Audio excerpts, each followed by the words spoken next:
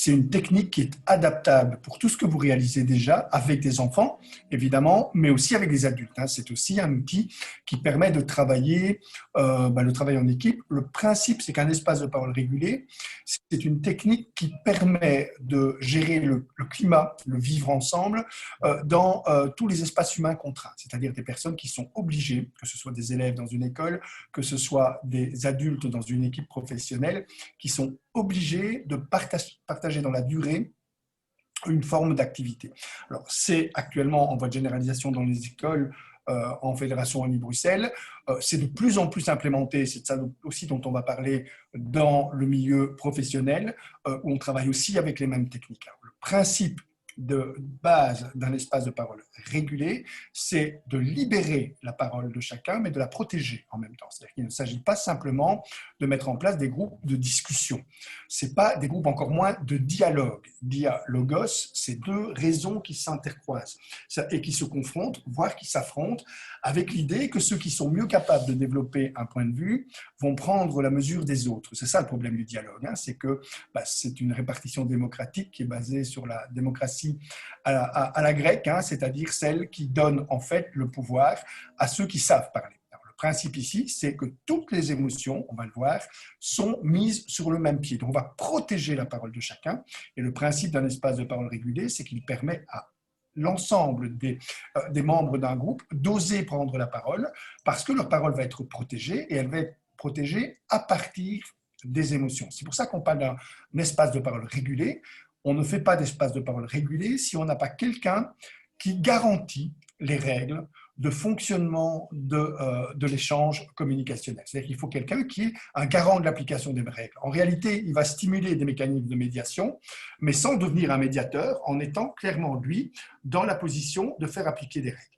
C'est les règles dont on va parler maintenant, ce sont celles qui vont permettre dans tous les groupes, que ce soit de nouveau chez les enfants ou chez des adultes, de stimuler l'intelligence collective à partir de l'intelligence émotionnelle. Il faut bien comprendre comment fonctionne l'intelligence émotionnelle chez un individu pour comprendre comment fonctionnent finalement les espaces de parole régulés. Je vais vous demander, puisqu'on a une demi-heure de présentation, de figurer dans votre tête que vous avez 3 petits guichets. C'est ça l'intelligence émotionnelle. Un premier guichet qui vous demande qu'est-ce que vous ressentez et qui vous dit on ne parle qu'avec des émotions. C'est-à-dire qu'il y en a 5, joie, tristesse, colère, peur, dégoût. Au-delà, vous êtes dans des états d'âme, c'est-à-dire une réflexion à propos de vos émotions, une prise en charge cognitive, quand on le dit de manière un peu plus technique, ou dans des sentiments. Mais a priori, une émotion, c'est quelque chose qui est partagé par tout le monde, qui fait que lorsqu'on est triste, lorsqu'on est en colère, lorsqu'on a peur, lorsqu'on vit une expérience de dégoût ou de joie, eh bien on stimule une réaction de la part de ceux à qui on exprime l'émotion. On va protéger l'émotion, on va protéger son expression, c'est ça le principe des espaces de parole régulés, en mettant des règles qui garantissent que l'émotion sera dite et ne sera jamais contredite. C'est la première règle d'un espace de parole régulé. Si vous êtes triste, si vous avez peur, si vous êtes en colère, personne n'est autorisé à vous dire que vous ne devez pas être aussi triste que ça, que vous n'avez aucune raison d'être en colère. Or, c'est précisément ce qui se fait quand on se sent proche les uns des autres. Dans vos contacts de proximité avec vos proches, vos enfants, votre conjoint, etc., faites l'expérience, dites-leur que vous êtes triste, vous allez voir très très vite que dans les 2 minutes, ils auront essayé d'expliquer que vous n'avez pas de raison d'être aussi triste que ça et que vous avez beaucoup de raisons d'être contente, qui fait qu'on va délégitimer votre droit d'éprouver l'émotion et on va essayer d'en diminuer l'intensité. Et on a ici beaucoup de professionnels, vous savez très bien que lorsqu'on reçoit une émotion, le principe, c'est d'autoriser l'autre à l'éprouver pleinement sans la remettre en cause. Vous êtes triste, vous avez bien raison, vous avez vos raisons d'être triste, dites-moi pourquoi vous êtes triste. Le premier guichet dans l'intelligence émotionnelle, il doit être préservé parce qu'on autorise chacun à exprimer une émotion. Donc, en gros, pour le dire techniquement et de manière tout à fait triviale, comment on met en place un espace de parole régulé, on se regroupe en cercle pour que tous les visages soient visibles. Les situations dans lesquelles on se trouve actuellement permettent aussi, et j'en ai expérimenté beaucoup parce qu'on a été amené pendant cette période de pandémie à ne plus être en présentiel, à ne plus être en présentiel physique, Et donc, on doit être en présentiel numérique. Et du présentiel numérique, c'est ce qu'on est en train de réaliser quand Johan a demandé que chacun ouvre sa caméra. Ça, c'est du présentiel qui utilise le support numérique. Et on pourrait très bien imaginer un espace de parole régulé réalisé de cette manière-là sur un espace numérique. Par exemple, si Johan nous prend un émoticône, hein, donc on met des émoticônes par terre et on demande aux élèves dans les classes de prendre des émotions qui correspondent à leur état affectif. On va imaginer que Johan, pour le moment, aujourd'hui, est très triste. Il va prendre un émoticône pour nous dire qu'il est triste. Personne ne sera autorisé à contester son droit à être triste. S'il nous dit qu'il est triste ou qu'il est en colère parce qu'on se moque de lui, personne ne sera autorisé à dire qu'il n'a pas à être en colère parce que c'est de l'humour. C'est comme ça d'ailleurs qu'on va discriminer l'humour de la moquerie. Ce n'est pas l'émetteur qui définit si c'est l'humour ou la moquerie, c'est le récepteur qui détermine où on doit ranger le message. Et donc on n'est pas dans la plainte, on n'est pas dans « je me plains de quelqu'un », on est dans « j'exprime une émotion ». Et cette émotion, elle est protégée. Ça, c'est le premier guichet qu'on va activer, celui qui permet à chacun, dans un groupe, d'activer les émotions qui sont celles qu'il ressent effectivement.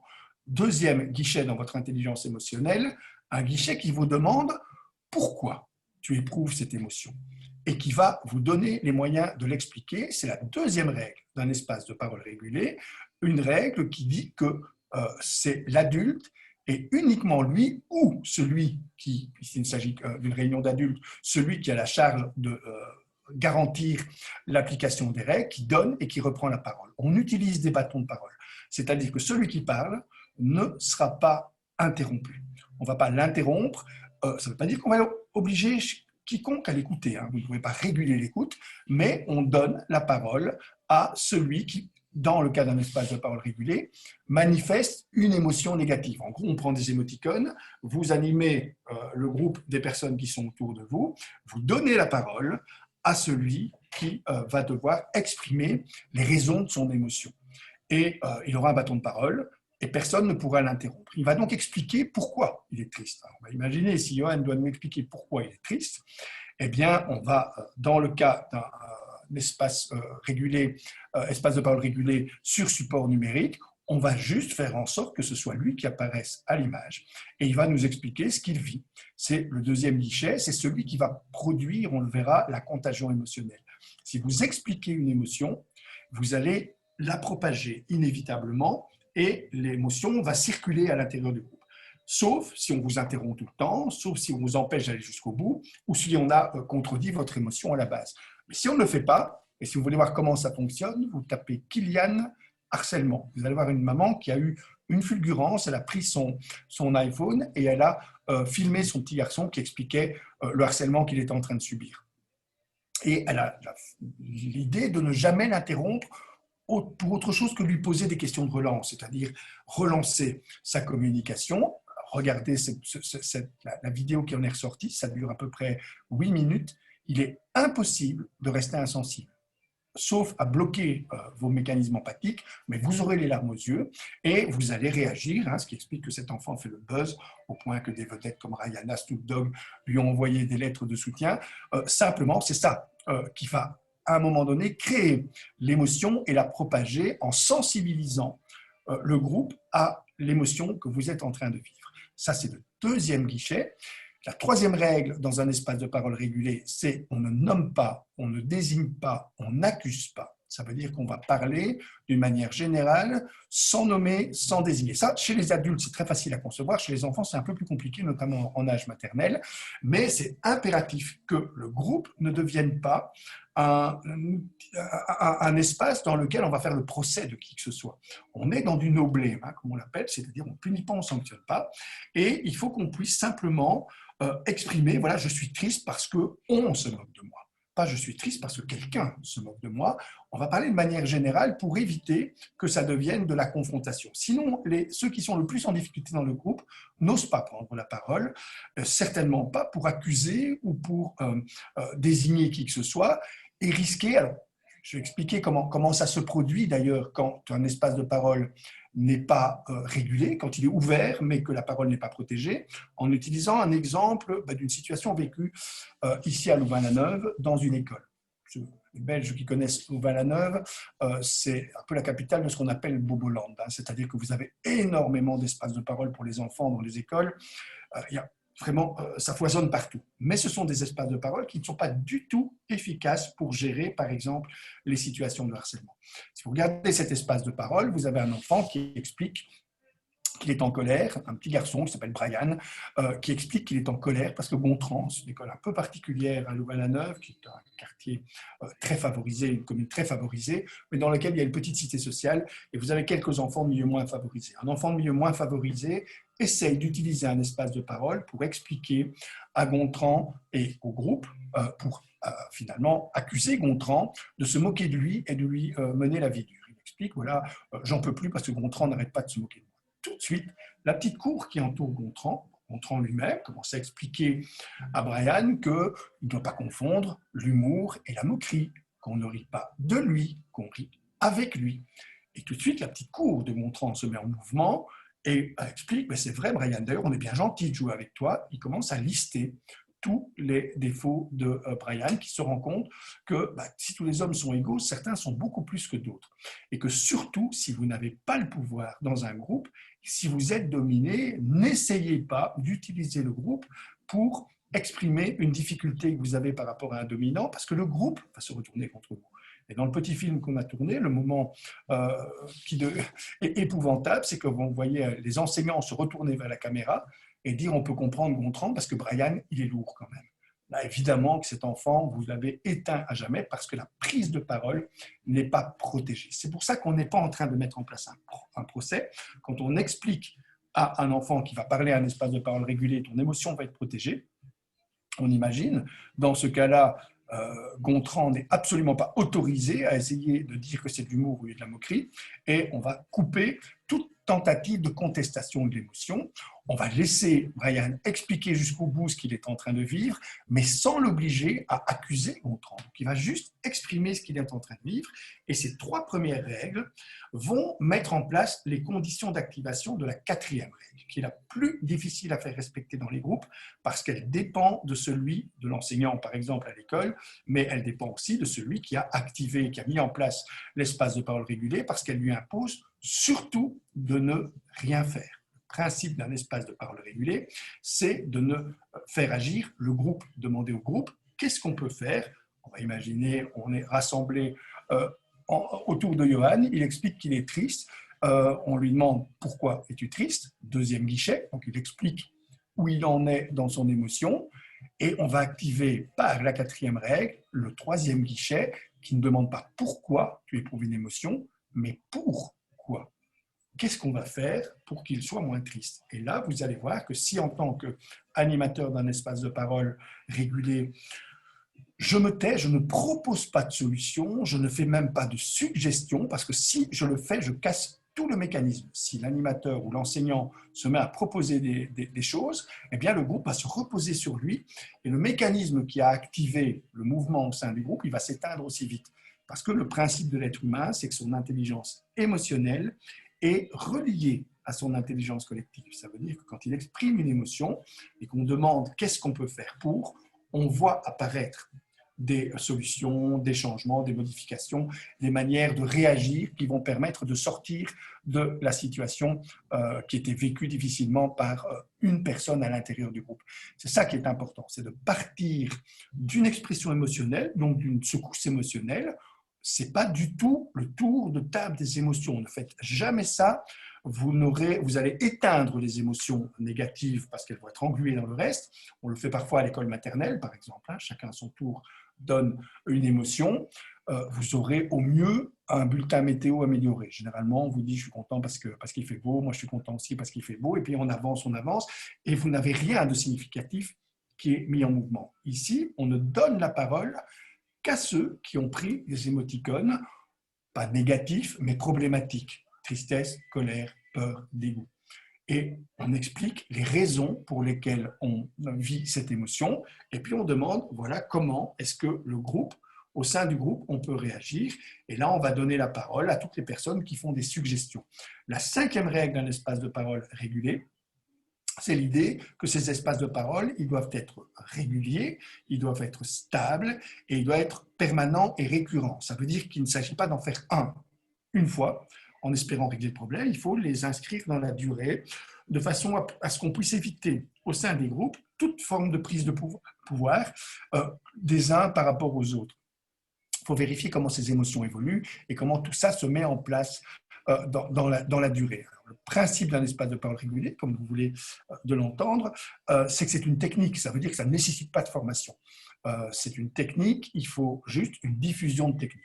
Vous expliquer concrètement comment c'est réalisé lorsque on doit diffuser ces cinq techniques auprès, par exemple, d'un enseignant qui est confronté à une situation de harcèlement. Alors, pour l'expliquer très, très simplement, je reçois un élève, qu'il soit en fondamental, donc en primaire, ou au collège, ou au lycée, donc en secondaire, suivant les normes belges.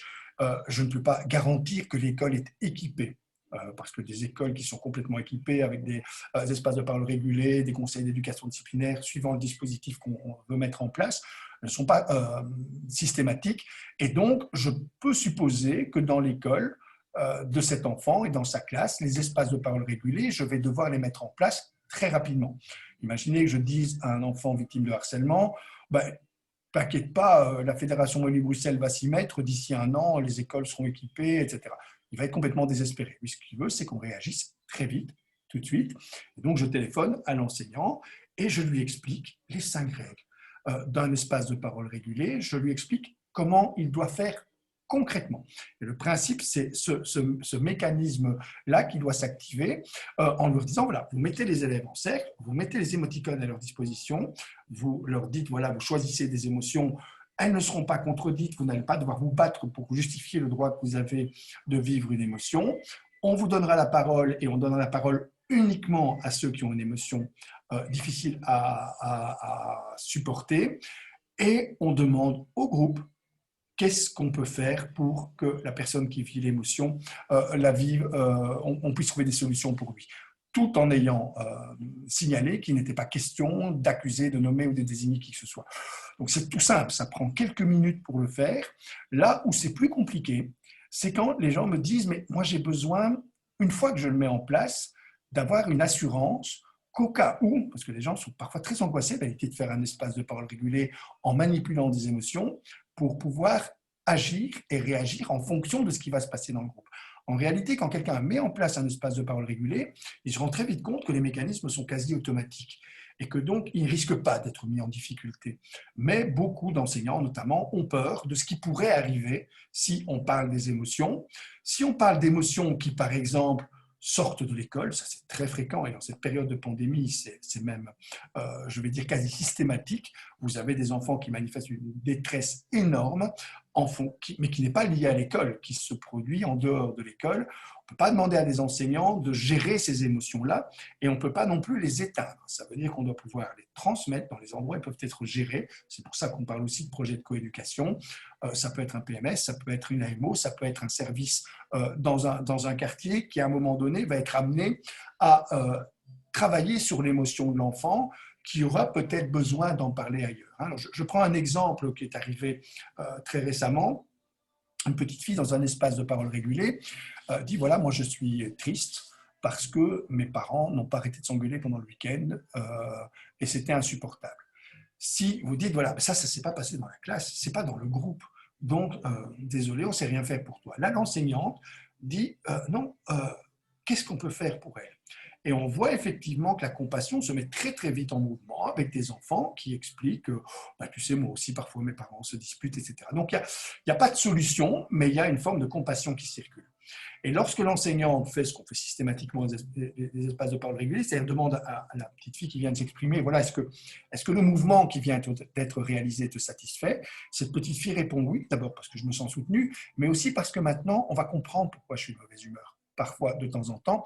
Et donc, on ne peut pas brider l'expression émotionnelle, par exemple parce que ce serait lié à la gestion du climat de classe et que ça déborde hors de la classe. On doit se donner les moyens, c'est le principe de la coéducation, de trouver des espaces où ces émotions vont pouvoir s'exprimer.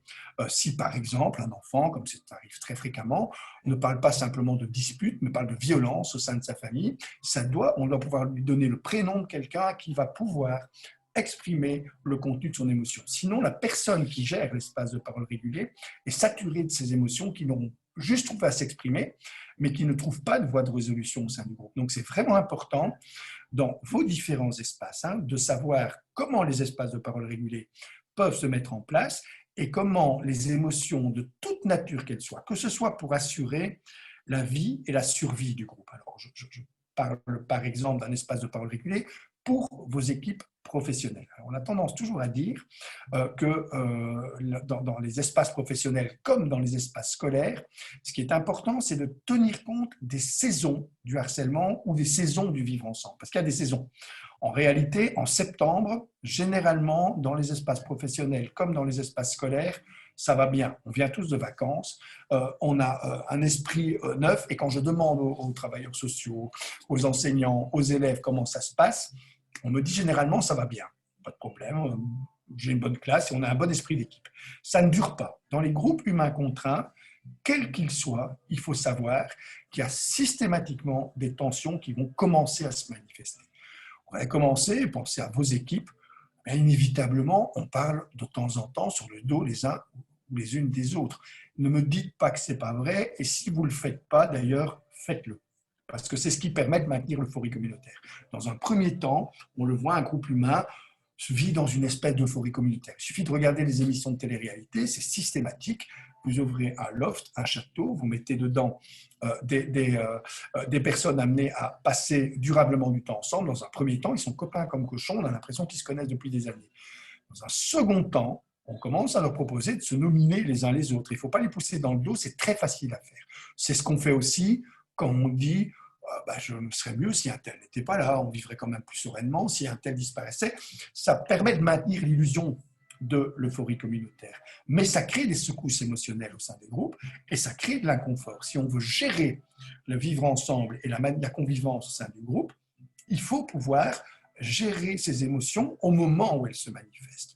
Quand, par exemple, on le voit dans les écoles au mois de janvier, haute saison du harcèlement, les secousses émotionnelles ont produit des formes d'isolement chez certains, ont amené des groupes, des sous-groupes et des couples à se constituer. Ils vont se renforcer, les couples, les groupes et les sous-groupes, en agressant ceux qui sont isolés et qui ont montré des signaux de fatigue ou de fragilité émotionnelle. Et on va voir se constituer des mécanismes à ce moment-là qui commencent à évoquer le harcèlement. Ça s'arrête généralement au mois de mai et puis ça reprend l'année d'après. Et vous avez comme ça quelque chose qui va broyer dans les écoles, on le voit de manière massive, mais dans les groupes professionnels adultes, on le voit aussi.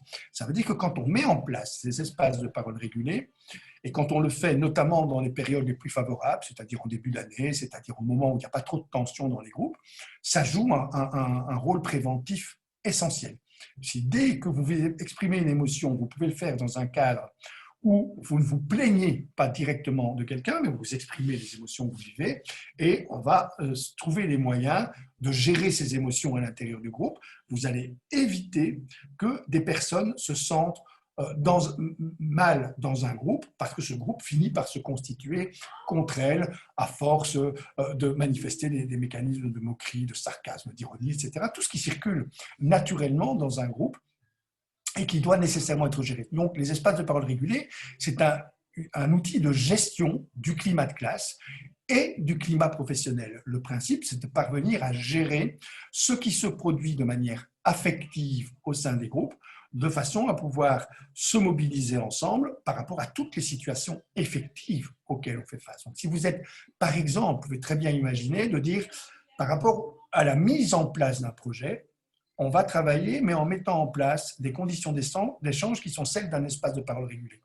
Vous entendrez qu'ils ont peur parce que le projet n'évolue pas comme ils l'entendent. Certains sont en colère parce que tout le monde n'avance pas du même pas, ne respecte pas ce qui a été décidé dans la première phase du projet, etc. C'est vraiment important d'accompagner le développement des projets de ces formes de stratégie qui permettent d'assurer la coopération, la collaboration et l'action collective. Donc, chez les adultes, ça a cette fonction-là. On l'a vu, nous, dans le monde de l'entreprise, quand ils se sont jetés comme des morts de faim sur ce type de stratégie, en nous disant, mais nous, on a besoin de souder nos équipes. Or, les équipes, elles sont gangrénées, elles sont parasité par ces ressentis affectifs qui ne s'expriment pas. Et par exemple, je prends l'exemple parce que celui-là est officiel puisqu'ils en ont fait toute leur campagne, à BNP Paribas Fortis, quand une personne exprime qu'elle est en colère parce qu'on plonge dans son décolleté, par exemple, eh bien le comportement, ça ne suppose plus une enquête. Il faut savoir que BNP Paribas Fortis, ce n'est pas des philanthropes, hein, c'est une banque. Donc le but du jeu, c'est d'éviter un scandale sexuel parce qu'ils savent que s'il y a un scandale sexuel dans une banque, cette banque risque une grosse pression sur le plan de son image. Et donc, ils mettent en place des dispositifs pour éviter que ces formes de harcèlement s'installent. Quand une personne exprime une émotion, l'émotion est d'emblée maintenant protégée. Si je dis je suis en colère parce qu'on plonge dans mon décolleté, un décolleté c'est une façon de s'habiller, ce n'est pas une invitation à plonger, eh bien le comportement il est considéré tout de suite comme étant rangé, comme un comportement qui est vécu comme intrusif. Si vous dites je suis en colère parce qu'on m'appelle ma petite chérie, le comportement est tout de suite considéré comme étant un comportement vécu comme inapproprié. Ma petite chérie, c'est très bien à la maison, mais sur le lieu de travail, ça n'a pas lieu d'être. Même chose si vous dites je suis dégoûté par les blagues salaces qui n'arrêtent pas de circuler dans le service, eh bien le comportement est considéré comme étant un comportement vécu comme inconvenant. Inconvenant, intrusif, inapproprié, ce sont les comportements qui sont jugés inacceptables par l'entreprise et qui produisent systématiquement un recadrage souple dans un premier temps. C'est-à-dire qu'on dit à la personne, tu sais, ton comportement induit ce type de ressenti et nous ne sommes pas en phase avec ça et nous avons tout à fait confiance en toi. Nous savons qu'en tenant compte maintenant de ce que tu sais, tu vas moduler tes comportements. Dans près de 90% des cas, le recadrage souple suffit. Donc on évite une installation de comportements inacceptables simplement parce que les personnes ont conscience et que ce n'est pas en phase avec les valeurs de la banque. Ça se fait dans le cadre d'une campagne 100% respect. Si le recadrage souple est insuffisant, eh bien on fait appel alors aux arguments de cette campagne en disant désolé, on n'est pas en phase avec ce qui vient, les comportements que tu continues à émettre, voire que tu émets avec plus d'intensité, voire par exemple la personne qui aurait été menacée l'autre en disant j'ai pas trop apprécié le fait que tu exprimais tes émotions de cette manière-là. Et là, le recadrage devient très ferme en disant, là, attention, on n'est pas en phase avec les valeurs de notre société. Tout ça pour vous dire que les principes des espaces de parole régulés sont tout à fait ajustables aux problématiques qui sont vécues par des adultes. C'est un outil qui est inventé pour l'école et par l'école. C'est plutôt un bon signal d'ailleurs de constater que ce qui est mis en place à l'école a tendance à être utilisé dans le monde de l'entreprise plutôt que ce qu'on voit depuis le début, depuis des années, c'est-à-dire l'école qui regarde dans l'entreprise et qui essaye de se mimer à ce qui se produit dans l'entreprise. Donc le principe, c'est d'avoir des techniques, mais j'attends maintenant, puisque j'ai utiliser la demi-heure qui m'était impartie pour expliquer les règles. J'attends maintenant ce que vous mettez en place, vous, dans toutes vos structures, parce que des espaces de parole, il y en a. Il y en a au moins des espaces de parole informels qui ne sont pas toujours formalisés et qui ne sont pas non plus toujours soumis à des règles.